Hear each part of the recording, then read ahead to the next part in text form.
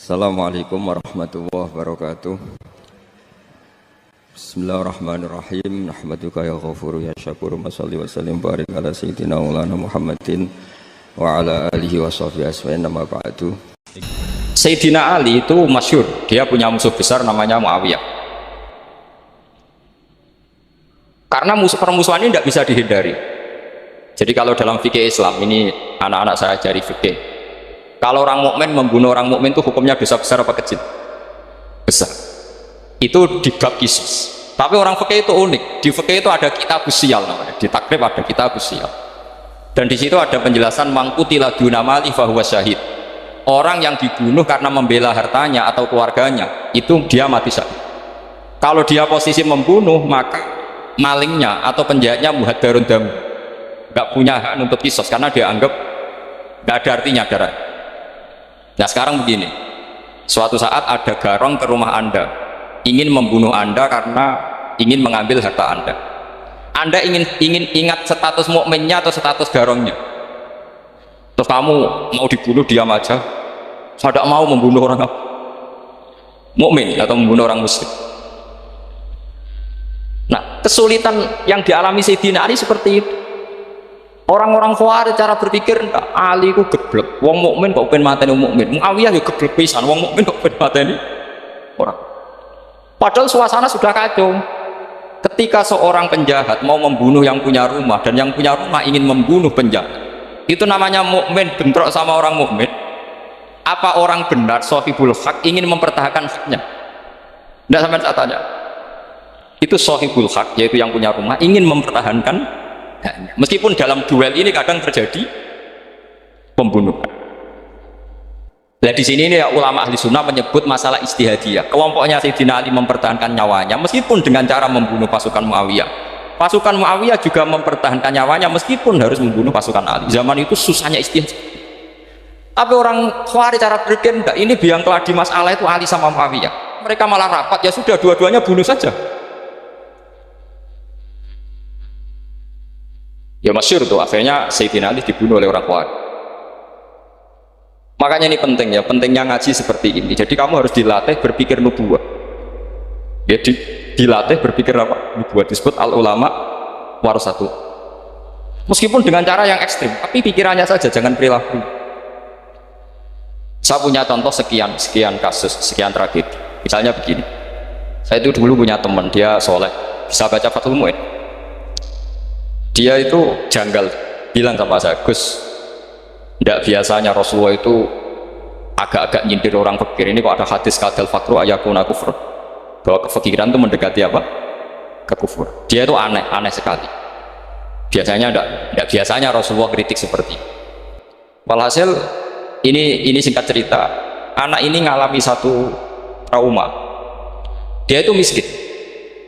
Gara-gara miskin gitu jadi burunya orang non muslim. Dan sering disuruh nganter majikannya itu ke tempat-tempat lokalisasi. Dia mulai mikir, ini gara-gara fakir saya harus nganter orang ke lokalisasi. Mulai ingat dia, sedekah Rasulullah, ini gara-gara fakir saya jadi pengantar orang ke lokalisasi. Suatu saat majikannya itu benar-benar bangkrut, malah tidak disuruh nganter, pokoknya carikan yang cantik bawa sini, pusing. Nah, dia akhirnya walhasil lari terus keluar, terus dia cerita betapa ekstrimnya fakir, sehingga gara-gara fakir saya harus jadi penolong orang yang mau apa mak. Anda boleh berpikir ekstrim, tapi ekstrim dalam melawan kemungkaran itu tadi. Saya nggak boleh jadi fakir, tapi takutnya fakir yang nanti jadi alat kemak. Imam Ghazali juga punya contoh seperti itu. Imam Ghazali pernah marah besar ketika tren di Baghdad itu orang belajar fakir semua. Hatta la yakuna thamma tabibun illa min ahli dhimmah, kata beliau. Sampai di Baghdad itu tidak ada dokter kecuali orang kafir dhimmah. Akhirnya kalau ada ulama sakit, saya masih ingat pas kecil, kalau ada ulama sakit itu tidak boleh dibawa ke rumah sakit, takutnya ketemu dokter muslim, non muslim malah disuntik langsung apa? Mati.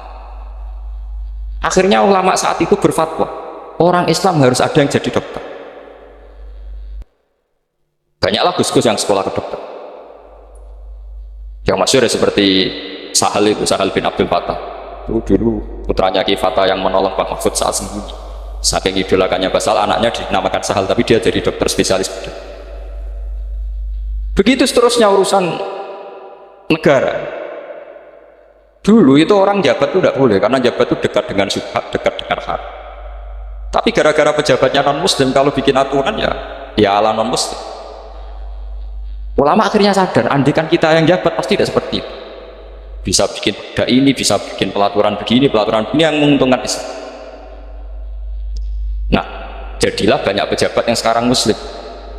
Tempat-tempat maksiat di obrak-abrik sama Satpol PP macam-macam, kita untung.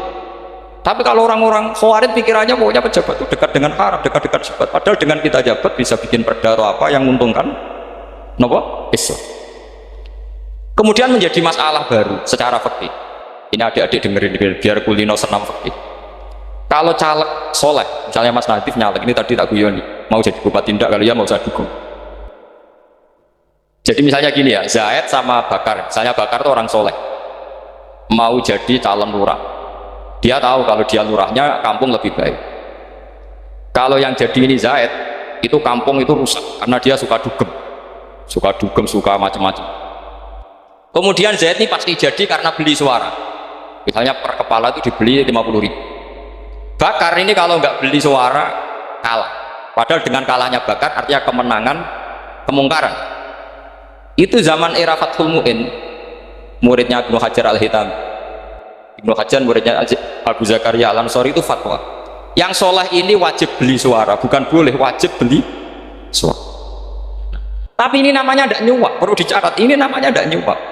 Jadi tidak bisa kamu kaitkan misalnya ar-rosi wal murtasi finnar. Yang nyuap maupun yang menerima suap adalah sama-sama di neraka. Tidak bisa seperti itu, karena logikanya dibalik. Sekarang Bakar ini beli suara itu untuk membeli kebenaran, untuk mengawal kebenaran. Zaid beli suara untuk menopang kebatilan. Berarti namanya Bakar ini penyuap atau pembeli kebenaran? Pembeli kebenaran. Harus dibedakan. Nah, ini pentingnya ulama. Memang nyatanya seperti itu. Yang dikatakan nyuap, riswah itu adalah membayar uang li'ibtolil haqqi, untuk membatalkan kebenaran atau membenarkan kebatilan, itu namanya nyuap. Tapi kalau mengeluarkan uang untuk menghakkan barang dan membatalkan barang batil, itu namanya uang perjuangan. Nah, ini pentingnya mikir. Jadi ulama itu mulai dulu sudah belajar. Nah, sekarang sudah banyak orang-orang khusyuk yang biasa di masjid khusyuk. Kalau ditanya zaman akhir rusak kabeh, wong soleh-soleh wis nyuap. Kalau orang soleh ini tidak nyuap ya tidak jadi. Kalau nggak jadi mereka nggak ada yang jadi DPR, nggak ada partai Islam, habis malah Indonesia. Saya itu punya kenalan banyak pakar-pakar di Jakarta, itu cerita saya Pak Bahar. Indonesia itu solusinya gampang. Kita ini punya Bali, punya Batam. Itu kalau Bali dimakaukan, Batam dikayakan Hollywood. Amerika kaya itu bukan karena hebat, pornografi dijual, tinju di Nevada itu dijual, di Las Vegas dijual, apa saja dijual. Kalau tidak kaya itu gimana? Sementara Indonesia mau aur-auran gitu, sultan partai Islam. Sebenarnya Indonesia gampang, kalau ingin kaya Bali itu dikayakan Hollywood atau dikalahkan Makau, jadi kota judi. Batam dijadikan kaya Las Vegas. Itu transaksinya pasti triliunan. Orang kamar wong udo dijual, judi dijual, orang tinju dijual. Tapi gara-gara ada partai Islam, nyari rumus solusi ekonomi itu yang tidak seperti itu. Akhirnya kangelan, akhirnya rapat isukeh. Tapi barokah, tetap barokah partai apa? Yang menangnya caleg-calegnya rata-rata ya beli. Kalau tidak beli habis. Saya bukan menghalalkan nyuap, enggak. Kalau nyuap tetap haram ila yaumil qiyamah. Tapi kalau suratul masalah seperti ini kamu mengatakan suap, itu beda. Ini suratul masalah yang tidak ada kaitannya dengan asal lawannya batil, kecuali lawannya sama-sama hak. Dua calon di kampung itu soleh sama soleh. Ini yang soleh bayar nggak boleh, karena siapapun yang jadi soleh itu tidak boleh. Makanya kalau cari musuh yang dolim biar halal ya. Sekarang ya seperti itu. Kamu biasa heroik, biasa ngasih kiai kamu, ngasih hadiah kamu, biasa ngasih ibu kamu uang. Ternyata ibu kamu setelah kamu kasih uang dikasihkan adik kamu atau kakak kamu yang nggak pernah kerja, terus kamu marah-marah, ini tidak adil. Saya yang memberi nggak dikasih, ini yang nggak kerja dikasih terus. Loh, kamu biasa jadi pahlawan kok turun kelas menjadi apa? Pasien. Kamu milih jadi pahlawan apa pasien? Pahlawan. Jadi sebetulnya faham-faham ekstremis ini dari kegoblokan. dari kegoblokan berpikir nubuwah sehingga tidak punya rasa ibadah. Lah ini yang menjadi orang-orang ekstrim. Jadi korban pertama ekstremitas itu bukan sahabat tapi Rasulullah Shallallahu Alaihi Wasallam, yaitu Nabi dibilangin oleh mereka, "I'dil ya Muhammad, kamu kalau bagi harus." Nah, di pikiran mereka kalau adil sama rata sama. Jadi kalau pakai pikiran itu, saya minum di sini itu haram, mau ndak ikut bikin kok minum. Enak tamu, toko mangan, sing masak kangelan, itu jajan bareng. Itu sama seperti kasusnya Bahram Al-Majusi. Dia itu seorang raja kaya, punya anak cantik. Dipikir-pikir, anakku ayu dirabek nang liya rugi, sing gedhekno aku sing rumah aku dirabi wong liya. Maka dia berpikir mau dinikahi sendiri. Karena tadi melihat Mas Nadif ya orang Kenya tadi, apa negeri ya? Niger. Malah gak layak itu maksudnya orang ini Mas Nadif ini termasuk harus mendukung gerakan tidak ekstrim. Nyawanya masih itu karena barokahnya beliau agak-agak gitu, tapi nggak sampai liberal ya, agak-agak pokoknya itu. Karena ketika ada gerakan ekstrim di Mesir itu termasuk dia DPO, ternyata setelah ada intelijen beliau pas buka itu nggak makan dulu tapi rokok dulu. Wah, ini mesti orang sekuler gak ekstrim. Akhirnya nyawanya sampai sekarang itu barokahnya rokok pas iftar itu pas. Nah, tanya ini Mas, iya Mas ya pernah sepuh sama saya. Jadi pikiran-pikirannya Bahram itu seperti itu. Walhasil akhirnya Bahram itu menikahi anaknya sendiri. Masyhur itu dalam cerita. Jadi ceritanya itu ada seorang wali tidur di Masjid Haram sama Rasulullah, ditemuin gitu. Terus kata Rasulullah, salam saya untuk Bahram Al-Majusi. Ternyata dicari-cari nggak ada Bahram lain kecuali Bahram yang berdua, bahkan anaknya sendiri mau dinikahi. Ya cara berpikir karena seperti itu. Kalau kita berbuat banyak harus dapat. Itu bahaya. Bahaya sekali karena kalau dalam teori beragama itu al-yadul ulya khairum minal yadis sufla. Kalau biasa ngasih ya ngasih saja, itu heroik. Itu bagus. Jangan biasa ngasih sekarang bermental apa? Makanya saya itu kalau ngajar di pondok yang dulu pernah saya belajar di situ atau yang pernah sepuh itu, dikasih itu bingung. Karena saya ya masih waras itu, jadi kalau dikasih itu bingung. Tapi banyak juga guru-guru yang dulu ngaji lama setelah ngajar di pondok alma maternya nuntut, itu saya tidak tahu itu sudah ada agak-agak kayak itu tadi. Walhasil si Bahram tadi itu, ini cerita harus saya teruskan karena nggak boleh diputus. Dapat salam dari Rasulullah, ternyata dibalik nakalnya dia itu pas mau bulan pertama, malam pertama itu ada seorang janda sepuh ke situ, ganggu dia tentu ya. Ketika dikejar pulang lagi sampai 3 kali. Dia tanya, kenapa Bu kamu begitu? Katanya, saya ini anak-anak saya kelaparan, kalau saya pulang anak-anak saya nangis minta makan, saya ingin minta Anda. Tapi setelah saya ingat Anda ini Majusi, saya mukmin, saya mukminah, saya pulang. Ya sudah Bu, kamu di rumah saja, nanti saya kirimi makan. Dikirimi sendiri, padahal dia seorang raja. Barokahnya itu dia dikasih tobat sama Allah. Dan paginya ketemu tamu yang mengirimkan salam dari Rasulullah SAW. Akhirnya Bahram ini menjadi Muslim. Tapi intinya berpikir seperti tadi itu salah, bahwa kalau saya jasa banyak harus mendapat apa? Ini cara berpikir orang-orang Khawarij. Iya, saya pernah ditanya seorang dosen, Gus, saya ini kalau baca sejarah perang Badar atau perang Uhud, yang saya tidak terima itu satu, kenapa setiap ghanimah harta orang kafir dan istrinya orang kafir kok disita orang Islam, dan yang perempuan jadi amat kemudian juga digauli orang Islam, yang hartanya orang kafir juga jadi asetnya orang Islam, kok kayak garam. Dia tanya seperti itu sama saya. Terus saya jawab, kalau sampean ada garong dan kemudian bawa senpi senjata api, kemudian garong Anda, penjahat Anda lumpuhkan, ya senpi itu harus Anda kembalikan. Monggo penjahat ini kagungan jenengan beto wangsul, karena ada milik Anda, harus dikembalikan. Wah, tidak bisa Pak, kalau saya kembalikan pasti dipakai jahat lagi, dipakai kriminal lagi. Ya sama, kalau asetnya orang kafir dikembalikan ke orang kafir akan menjadi aset kekafiran lagi untuk menghancurkan. Nah, perempuan juga sama. Perempuan itu alat produksi. Jika perempuan tadi dikembalikan ke orang kafir, maka kamu menolong populasi orang. Ya seperti itu. Paham? Makanya Makanya disita dalam perang loh ya, tapi dalam perang yang legal. Nah itulah kenapa amat halal. Makanya di Quran itu illa ala azwajihim aw ma malakat aymah. Paling enggak itu masih ada ulama atau pemikir atau ustadz siapa saja yang bisa memahami logika apa? Nanti kalau ulama ini sudah meninggal, orang akan mencibir Islam dengan cara mengatakan Islam itu jahat, yaitu menyita hartanya orang kafir dan istrinya orang kafir. Setiap kali terjadi, karena pemikiran ini pasti sama-sama kutubnya sama-sama ekstrim. Nah ini penting saya katakan. Makanya masyhur itu perdebatan Sayyidina Ali dan Muawiyah. Ini saya kutip sedikit. Ini ya sama-sama berpikir ekstrim, tapi ekstrim yang baik. Walhasil dalam satu kerja bakti di Masjid Kuba, itu ada sahabat namanya Ammar. Ini di depan umum, ini penting. Kalau dalam ilmu hadis di depan umum ini penting, karena nanti menjadi mutawatir. Beda dengan hadis yang Nabi ngendikan sama 1-2 sahabat, namanya hadis ahadi.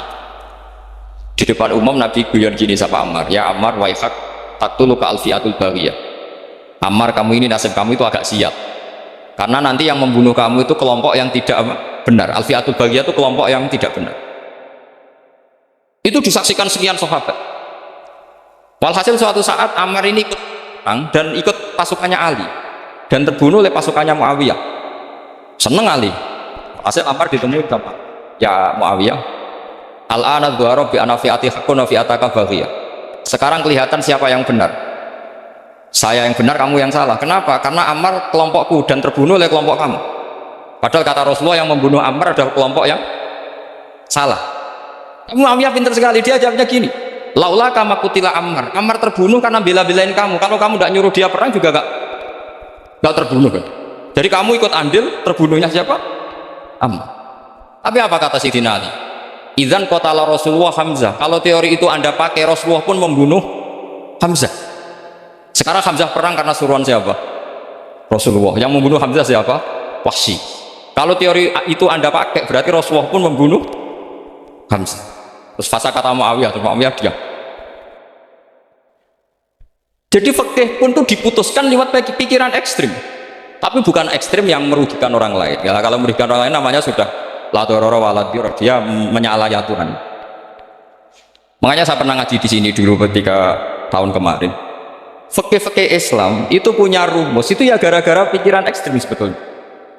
Saya pernah nyontohkan adalah orang tuh kalau sholat jenazah itu mayitnya di depan. Itu ulama fikih tidak ada yang punya alasan. Mau hanya bilang gini, hakadha wajadna salafan wa khulafan. Mulai dulu kalau nyolati mayit ya jenazahnya di depan. Ya hanya gitu saja, tidak punya alasan. Makanya ulama lain mengatakan tidak apa-apa jenazah di belakang, yang sholat di depan. Kenapa? Fa innaha laisa bimanzilatil imam. Memangnya jenazah imam harus di depan? Itu ya tidak ada yang bisa bantah. Bagaimana mungkin harus di depan? Oh, enggak, imam kok harus. Yang harus di depan itu imam. Jenazah itu imam apa enggak? Enggak. Terus alasan kedua, sholat ghaib. Kalau ada orang mati di Surabaya, Mas Nadif di sini, sholat ghaib boleh enggak? Boleh. Jenazahnya di depan apa belakang? Di belakang kan? Berarti harus enggak jenazah di depan? Ya dia mau ngakeh yang jelas kalau itu. Lah ini contoh-contoh kecil. Nah orang Khawarij itu orang yang paling tidak mau menerima otak-atik seperti itu. Akhirnya jadi goblok bareng tadi. Ya makanya Rasulullah pun jadi korbannya Khawarij. Muhammad, kamu harus adil. Karena pikiran mereka adil itu yang memberi banyak ya dapat banyak. Kalau pikiran nubuah tidak seperti itu. Kalau yang biasa memberi, biasa heroik, biasa baik ya biar tetap biasa memberi. Jangan dilatih jadi apa? Fasih. Ini mungkin adik-adik juga agak keberatan, tapi harus dilatih.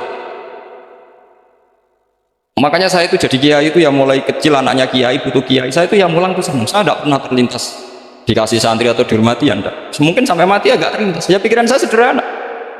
Biasa mulang pahlawan, malah sekarang pasien itu malah kayak cemen, kayak turun kelas gitu. Jadi saya terus ya enggak kepikiran sama sekali.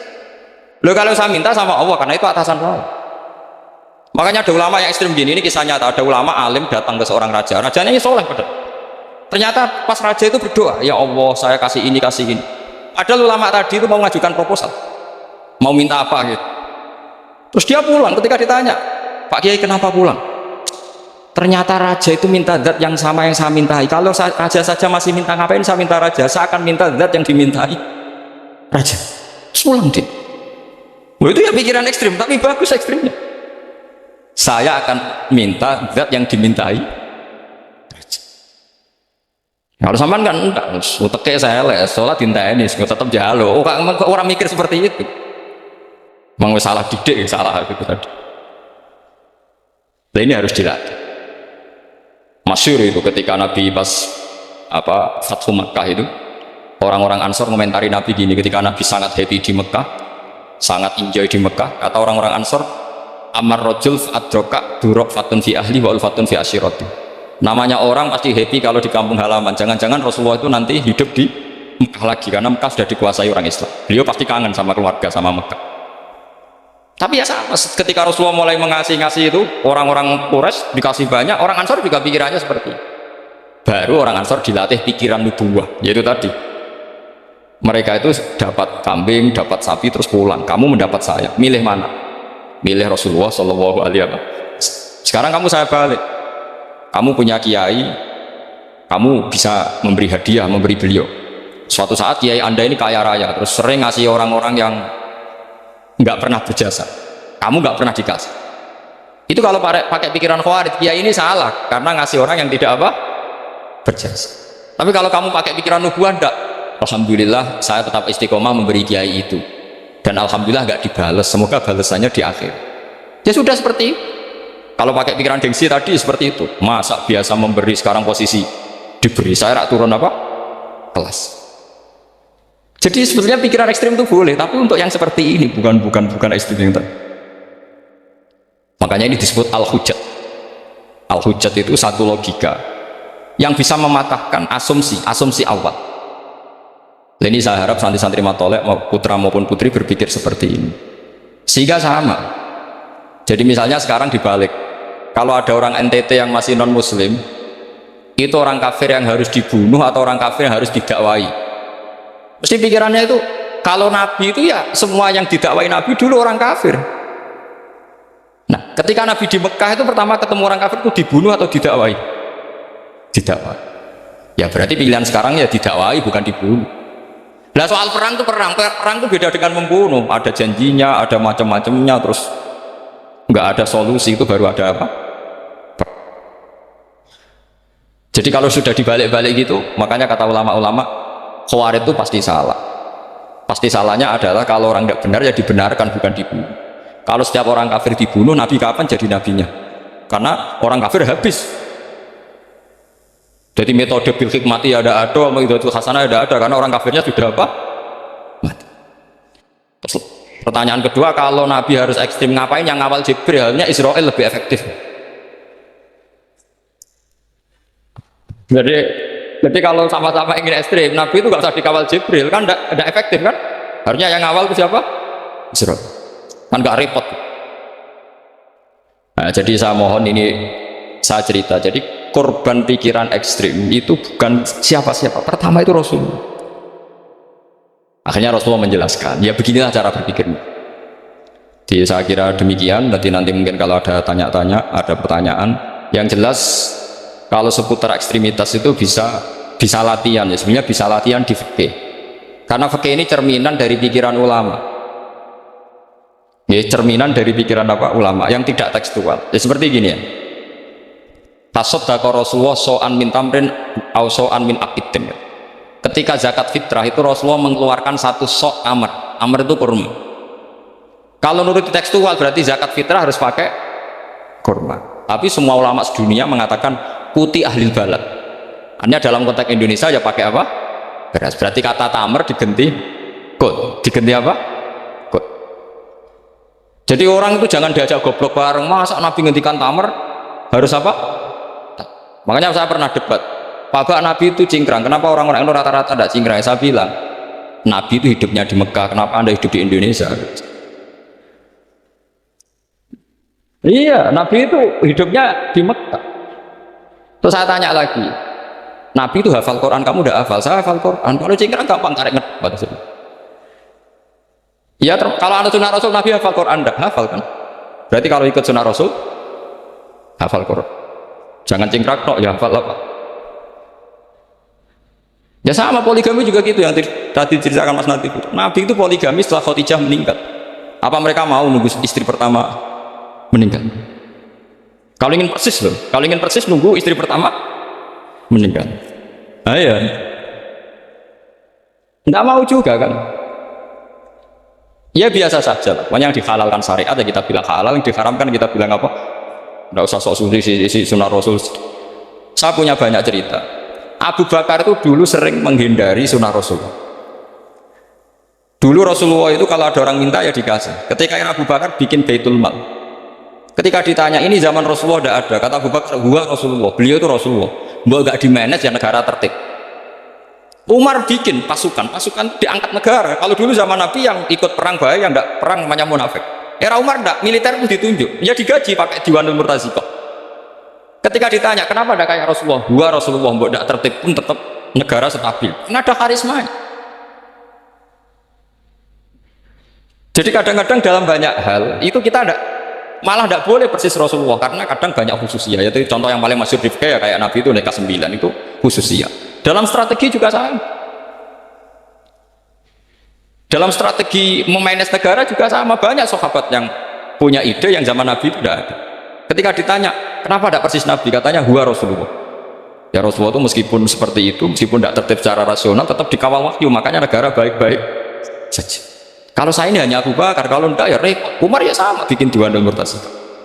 Utsman juga sama, di manage negara. Sayyidina Ali juga di manage. Kalau Nabi tidak. Tapi tidak apa-apa karena ada karisma. Sama tak cerita nih masalah zakat yang masyhur. Orang paling bakhil sekalipun, paling kikir sekalipun itu zaman Rasulullah bayar zakat. Karena pikirannya setelah zakat dikasihkan, Rasulullah mendoakan. Khudh min amwalihim shadaqatan tutahhiruhum wa tuzakkihim biha wa sholli alaihim inna sholataka sakanul lahum. Era Abu Bakar enggak. Sorry ya Abu Bakrin, dulu kita zakat sama Rasulullah karena didoakan beliau. Kamu hanya Abu Bakar, saya tidak mau zakat.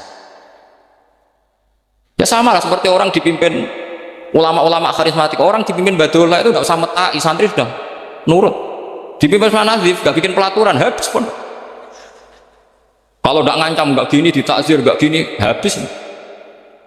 Zaman Badullah dehem tok santri wedi. Mas Nazif dehem, nggak ada. Nah, makanya Rasulullah itu tidak banyak bikin pelaturan. Rasulullah itu kalau mau perang itu hanya bilang sahabat, saya besok ditantang Abu Sufyan di sini. Saya mau perang. Oh itu sahabat ikut semua. Orang melihat wajahnya, melihat karismanya sudah tertarik ingin menyelamatkan beliau. Kita tidak akan ridho Rasulullah keluar sendiri. Kalau Abu Bakar ya enggak. Pertama Abu Bakar pidato sudah sopan. Saya memimpin kamu. Ini ketulitu alas tubuh khairikum. Saya ini memimpin kamu, tapi bukan berarti saya yang terbaik. Jika saya benar maka dukunglah. Kalau salah ingatkan. Itu pertama orang-orang bilang apa? Fawwala uqiman naka bisayf. Nanti kalau Anda salah tak ingatkan pakai pedang.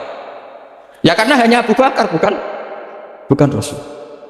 Jika diaturlah ini ada militer, ada pengawal, ada Baitul Mal. Era Umar lebih modern lagi, ada Diwanul Murtazikoh, ada macam-macam. Ya Rasulullah nggak ada. Nah sekarang orang sidik-sidik muni sunnah Rasul. Padahal ada sunnah Rasul yang khasnya Rasulullah sebagai nubuwah. Ya khasnya Rasulullah sebagai apa? Coba Nabi itu istrinya 9, semuanya cerita tentang tahajudnya Nabi, witirnya Nabi. Apa kira-kira Mas Nadif kalau punya istri 4 ceritanya tentang tahajudnya Mas Nadif? Kan enggak. Nah, jadi saya mohon, sebetulnya pikiran-pikiran ekstrim itu karena enggak mau belajar. Enggak mau belajar. Kalau mau belajar itu kata Imam Ghazali itu dalam kitab Imla, Al-Imla fi Iskalatil Ikhya itu, fal ma'ani awsa'u minal ibarat. Yang namanya ma'ani itu awsa'u minal ibarat. Jadi yang fal ma'ani awsa'u minal ibarat. Jadi yang namanya makna itu lebih luas minal apa? Ibarat. Nah, ini contoh yang paling nyata ya Sayyidina Ali.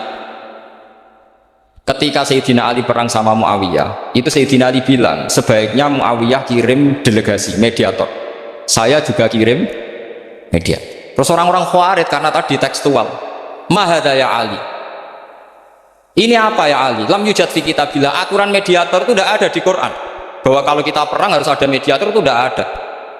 Terus Sayyidina Ali baca ayat wa in khiftum shiqaqa bainihima fab'atsu hakaman min ahli wa hakaman min ahliyah. Jika lelaki dan perempuan, suami istri terjadi shiqaq, terjadi konflik, maka suami kirim satu mediator, yang pihak perempuan juga kirim mediator. Terus Sayyidina Ali ngendikan wa amru Muhammad a'dhamu min amri rajulin wa imra'atin. Urusan umat Muhammad lebih serius ketimbang urusan hanya sekedar suami dan istri, maka kita butuh hakam, butuh mediator.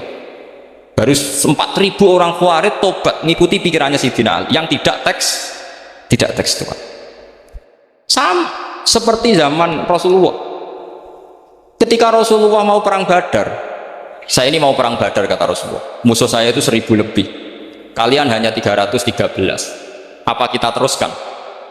Itu sahabat langsung bilang gini, saya itu hafal teknya, idzan lanaqulu laka kama qalat banu Israil fathab anta wa rabbuka faqatila inna hahuna qa'idun walakin idhab anta faqatila inna ma'akum muqatilun. Ini kelihatan sekali bahwa para sahabat sudah ada tekstual. Perang Badar itu perang yang pasti kita itu kalah, sehingga kata para sahabat, ya Rasulullah punya kegiatan jihad yang lain tapi jangan ini, tapi sing gajarannya bodoh. Ujar Kanjeng Nabi, "Ken arah melo perang aku tak berangkat di la akhrujanna walau waqti." Saya akan keluar ke Badar meskipun sendiri. Singkat cerita sahabat karena Nabi gak bisa dipenggak ya. Padahal Nabi diingatkan ini perang gak imbang, peralatan kita kalah. Coba ya perang itu pedang sitok kadang kan wong 5 wong 3. Wong perang kok pedangnya gede. Terus ra masuk akal. Wong sitok kan lucu kan. Wes lucu tenan. Perang Badar itu. Sehingga sahabat realistis itu nggak mungkin dimenangkan. Akhirnya sahabat itu ya berangkat tapi bergerem. Malah anak santri gerem biasa. Ya berangkat tapi gerem. Gerem banget. Jadi berangkatnya ya bergerem. Sayangnya Nabi. Orang Nabi ini sabian. Tapi tetap mangkat.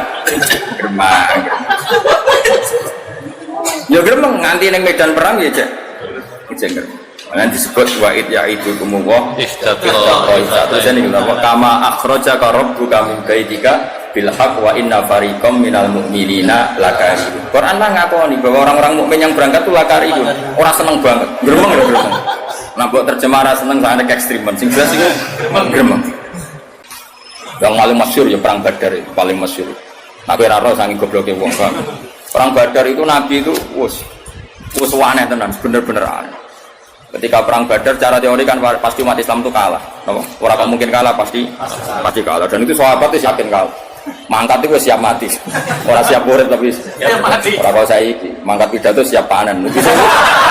Dia itu orang berjuang itu siap mati. Kayaknya orang harus disangoni jadi buat wabil khusus ya. Wabil fadilah. Padahal kalau sing terusun wabil fadilah wal karomah. Wal musibah bahwa itu sahabat, makanya sahabat itu luar biasa, makanya kita semua mencintai sahabat, semuanya kita cintai karena sahabat itu luar biasa. Perang Badar itu perang yang pasti kita itu kalah, sehingga kata para sahabat, ya Rasulullah punya kegiatan jihad yang lain tapi jangan ini, tapi sing gajarannya bodoh. Ujar Kanjeng Nabi, "Ken arah melo perang aku tak berangkat di la akhrujanna walau waqti." Saya akan keluar ke Badar meskipun sendiri. Singkat cerita sahabat karena Nabi gak bisa dipenggak ya. Padahal Nabi diingatkan ini perang gak imbang, peralatan kita kalah. Coba ya perang itu pedang sitok kadang kan wong 5 wong 3. Wong perang kok pedangnya gede.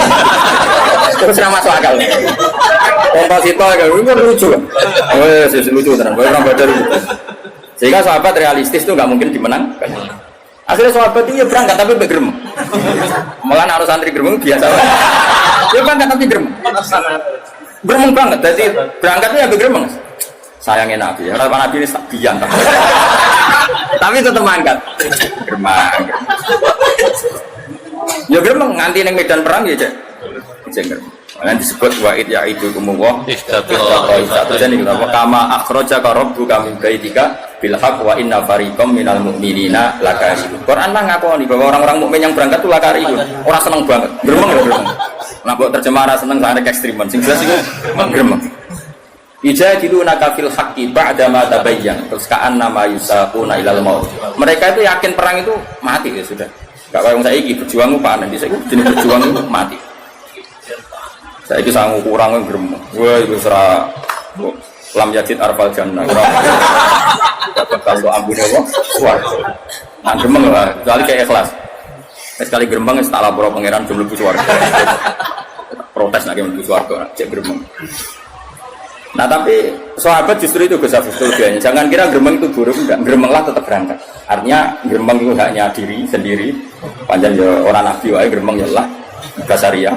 Tapi tetap berangkat. Kalau gue jadi sahabat di biologis tetap rajin kan apa? bekar-bekar lah, sementing ora zina. Ora usah mbok ilangi sahabat. Jadi itu cara Tuhan menguji, no? Cara Tuhan. Gremeng. Tapi kanjeng Nabi malah aneh. Bareng untuk perang Badar, sahabat do gremeng malah menghentikan ini. Hada masra'u Abi Jahal, wa hada masra'u Qadha. Itu disebut situ. Nanti Abu Jahal itu golengnya di sini. Ini Utbah di sini. Saibah itu sekian tempat Nabi nunjuk. Kan datangnya ke Badar dulu Nabi ketimbang orang. Jadi sahabat-sahabat ini malah para menang. Perang wis mesti kalah ya malah sing nopo yang disebut pertama itu Masra'u Abi Jahal. Nopo? Masra'u nopo? Abi Jahal. Akhirnya wis perang tenang. Nah perang itu yang dinggon canom itu penting. Oke, kalau balik-balik canom itu penting. Mulane Quran itu canom penting. Innahum fityatun aman. Fityah itu jamaknya apa? Fatah. Canom itu penting. Ya sak muni-muni itu canom. Cek brewo itu saya ngi sunah Rasulullah dia juga brewo itu orang awal Quran.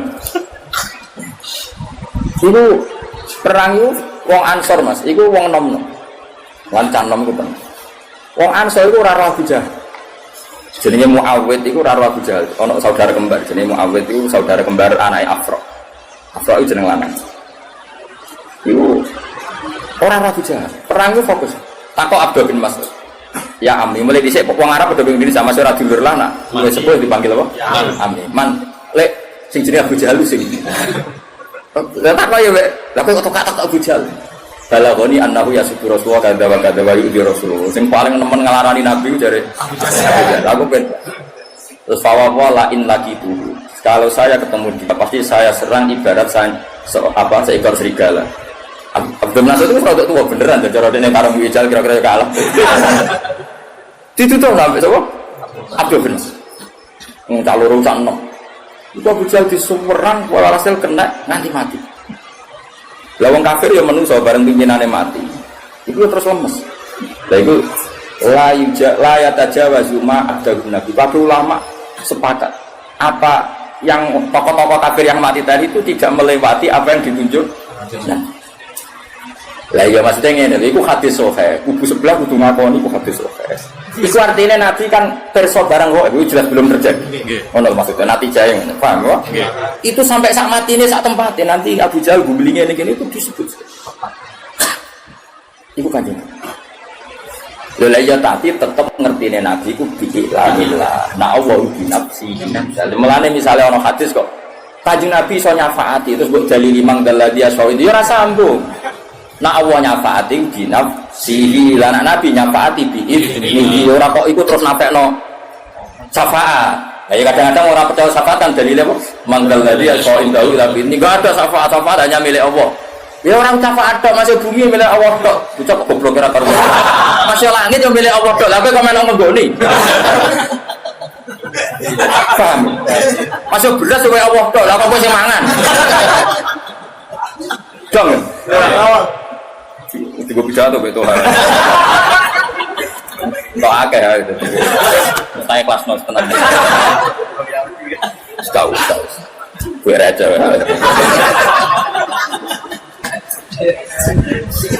Kene kawulane pangeran dadi luwe lancar. Jadi eling-eling. Jadi mulane ke sing alim sing waras, ya alim ya waras. Jadi kalau Allah mensifati dirinya, itu ya ben mergo Allah itu nyifati bi nafsihi. Tapi nanti misalnya Rasulullah di mukjizat duwe fadhil ya keben, tapi tetap bi iznihi. Jadi misalnya kowe ora percaya syafaat kok dari juga ada syafaat kecuali milik Allah, ya betul masih langit bumi ya milik Allah. Tapi kita menempat di bumi bi iznihi. Nanti kalau Allah sudah enggak berkenan ya wis patah ini buah, dia buah cara begitu. Ya sudah, dia senang mesti buah. Gampang toh ngaji? Paham? Gampang toh? Ayo gampang, harus yang bantu, gampang. Paham? Jadi paham ora paham buang kuning. Jadi jelas ya. Jadi kalau Allah mensifati dirinya layak lamuha illahu ya keben, pancen seperti itu binafsihi. Tapi kalau Nabi perso sebagian barang gaib ya keben, tapi tetap bi'ilamihi atau bi'idnihi. Ya wis berapa alimul ghaibi fala yudhiru ala ghaibi ahadan illa man irtada. Iku jawan terus ngendikan fa innahu yasluku min baini yadihi wa min khalfihi rasada. Kalau orang-orang dekatnya Allah itu ring satu untuk melihat alam gaib. Ya tentu tuh Gus. Wong malaikat mati kowe nggo kos nggo kaya semacam mangkok ya mungkin cara saiki iku data ya. Ya data database sing wong mati ku sapa? Melampit paten iki pidato dhisik. Lah malaikat itu ya iso iskal, malaikat itu tetap ora pinter tenanan, pinter sing paling pinter ya pangeran. Malaikat itu kadang iskal. Jadi malaikat itu ya bingung bareng, pancen ya tetap pinter pangeran. Masyhur cerita malaikat bingung. Israel itu dikongkon jabut Tuhan misalnya, itu ning gone India. Misalnya loh, kira tau wedi misalnya. Jebule Tuhan itu jejer Nabi Sulaiman ning Palestina. Ya kroni lah melok sowan melok. Lah Israel itu pas sowan Nabi Sulaiman. Berarti oleh mentelengi Tuhan itu tenan. Mubalek iki kok ning kene. Padahal prosedure itu tak matikan ning kene. Iya. Oleh menteleng tenan. Nabi Sulaiman tersinggung, tamune kok dipentelengi. Sayyidul Fadilah apa? Pentelengi itu gak terima. Nabi kan wani bully malaikat nabi. Akhirnya malaikat Jibril ditakoki. Kowe piye to tamuku kok pentelengi kuwi? Wong ora tak omongane rahasia nganggo sandi. Tahu ora paham to. Terus wah akhirnya suwe-suwe iku Gus. Cara Jawa itu kemanusan. Akhirnya Tuhan itu ngerti malaikat Israel. Cara Jawa kemanusan. Jadi fisiknya Israel sampai kelihatan. Wedi barang roh Israel. Balik lah wedi to ana Israel. Wedi balik lah tetep wedi. Wah akhirnya wong berhubung rohi. Niku ya Nabi Sulaiman kali ini saja kalau silai angin tak menghindar ke Israel. Coba akhirnya ngerti. Iya. Wah dia seneng Israel. Sajane wis kesusah pejabat niku tapi kan enggak sesuai prosedur. Karena prosedurnya harus di malah Tuhan prosedur langsung. Pas langsung. Sesuai prosedur. Jadi terus akhirnya dari peristiwa itu Israel takoki, "Lha mau kok ngowang-ngowang Mas kula niku iskal. Wong dikan mendatangi dia kok tiange pinggir jenengan. Mulane kula niku ngowang-ngowang penolongan." Terus Camal mati takoki Israel. Lah kalau dene kira apa yo terbang ning dia. Kula wedi. Dari koroke awor aku. Wah aman. Karena standarnya kan ning. Artinya gini, tetap ya tentu kan nggak mungkin malaikat Israel kok. Lah padahal ana ayat wa mata di nafsum bi ardin tamut. Tentu Israel tahu orang ini mati di mana. Tapi ya tahunya tetap ditaukan, apa? Ditaukan. Dia ini terima makhluk. Paham gitu jelas ya. Jadi kalau ada ayat-ayat tentang spesialnya Allah la ya'lamuha illahu itu tidak bisa menafikan misalnya Rasulullah pirsa sebagian barang tetap sah yang Allah tahunya binafsihi yang selain Allah biiznihi wa bi'ilami. Jong yang jelas ya. Oh, pinternya. Sajane ngasih prize saya. Sudah pinter, no? Lah kula direncanakan kan 2 minggu, sesuai sak wulan sesuk 3 wulan. Mergo wis pinter kok. Wis pinter. Dadi mosok sekolah ra ono khatame kok. Iki apa-apa, mahasiswa kira 4 tahun ya? Padahal iki 3 tahun, kan setahun. Wong kene ra pinter-pinter sini-sini. Lu sing goblok guru apa murid. Lho di murid goblok kadang-kadang salah gurune lho. Iya lek mulang nanti. Khatam malah khatam. Orang-orang khatam wis do mati. Teng Jogja santri kula sing mati nggih kadang jeneng saya. Ono sing ngaji semir 70 tahun, ngaji setengah tahun kok pamit. Gus kok wis mati Gus, tapi aku murid. So nek akhirat aku. Jadi jelas saja ini gampang kok ngaji itu gampang ya. Tapi wow, syaratnya dengan buku. Mulane mantak lama bila saya kan fasehu napa. Wong maknani layak alam wa illahu terus kecangkeman tok binti. Mulane hadis sing nerangno Nabi pirsa barang kok iku hadis mau untuk mbahmu. Sing mau untuk utak tem ngono. Maksudnya itu ngaji, wis jelas. Utawa misal minimal hafal Quran, ayat tentang ghaib itu berapa? Minimal. Delok kamus tematik. Allah nyebut kata ghaib itu berapa kali di Quran? Terus dicari di semua ayatnya. Nanti kan ketemu ayat di mana ada kemungkinan makhluk itu tahu barang ghaib meskipun dari dengarkan. Enggak apa-apa, tapi kan akhirnya tahu kayak tadi ayat di surat Jin ya tadi. Surat Jin fala yuzhiru ala ghaibi ahadan illa man irtadha. Jelas ya? Yo, jelas yo. Jadi kayaknya kayak Rasulullah itu coba kalau sampean baca kitab Bukhari, utawa maca ora yo ora. Nah, khataman aku sering do tahu. Yang pondok di, tapi yo mau urun selawatan kok. Selawat lho selawat. Mapal tanggalnya khatam. Kalau ora mutu, ngaji itu ora mutu. Kok mutu. Cuma di bangsa haji ya kok ngaji. Selawatan wonten wis lumayan ngono ae, tapi ora mutu. Selawatan yo sing eling Nabi diwakorin wasaki nate nanteng ya, tapi timbang ra jawab ya tak elek Tapi cara harap diganjar, wong lapatnya ra jelas. Lho. Lapatnya piye ora jelas. Ora jelas ya kan. Iku piye jek lapatnya piye pas iku. Sing biasa nyenggai. Piye jek piye nek sing biasa wae. Wong selawat itu ana sehote, ana adabe, ngono tok terus dadi opo. Serwai diloroi jare gedeng selawat didukung mosok ana redaksi selawat ngono. Ben ngono zaman akhir ben ngono. Tapi aku yakin ngaji Nabi maklum, wis ra wong bulet terus mesti maklum. Oh Nabi wis pokoke bil mukminina raufur rahim. Sakeh welas, wong ora jelas wis ora apa-apa jam piye men. Sekarang Nabi ketemu wong desa nguyone masjid dibar. Iya bener apa? Wong desa. Barang papat do ngamuk bae no cung ben. Wong isane nguyone. Kaya apa Nabi? Wong desa nak ngelem Nabi sudah langit. Padahal ngel-ngel wong tenan. Ana wong desa iku salat ngomong-ngomong kan dadi salat ambek kanca-kancane makmum Nabi malah kenalan jenengan dalem putih. Sing ditakoki modho desane dijawab. Kalau saking mriki oh lebih. Sahabat-sahabat sing gak mudah-mudah bukan ekstrem untuk isi sira. Ngomong, salat kok omong-omong ae. Gak sah. Ya langsung ngomong. Gak sunah Rasul mesti ngono dadi. Tapi bareng pas salat geger ana geger-geger Nabi besok ini wonten sholat omongan jamu unik pun unik mirip kan wedi Nabi Kanjeng Nabi tetap wedi ya tetap wedi Nabi Nabi wong desa digandeng oleh ngendikan Nabi ya jom wong desa dia jom inna hadhi sholat munajatun wa musofatun wong sholat itu bebisian ambek pangeran jadi sholat itu hubungannya ambek pangeran ya malahnya nak sholat omongannya ambek pangeran wae terus wae suhu via kalamun adamiyun berhubung sholat itu momen omongan ambek pangeran ya rasa omongan ambek kowe langsung desa malah golek ngono. Yo ngono nak ngajari ra kok golek.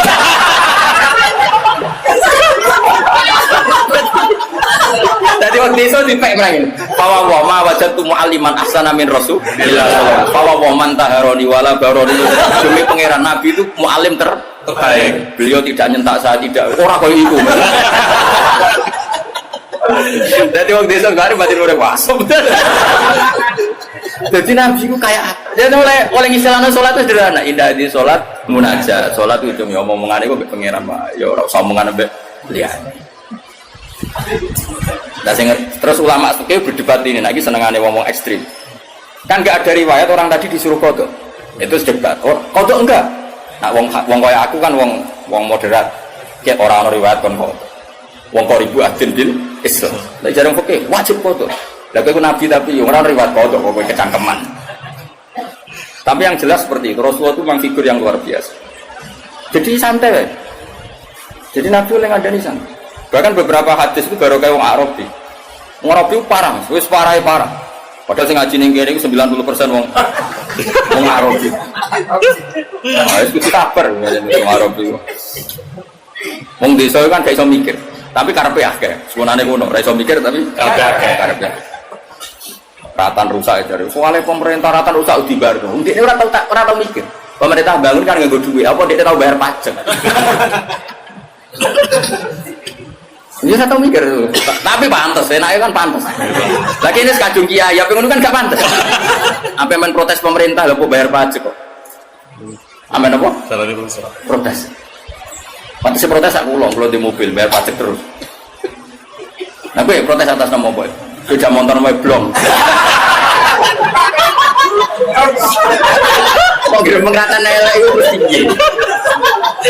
Orang ditangkap polisi sampai. Musuh untung, musuh syukur rasa kita teman.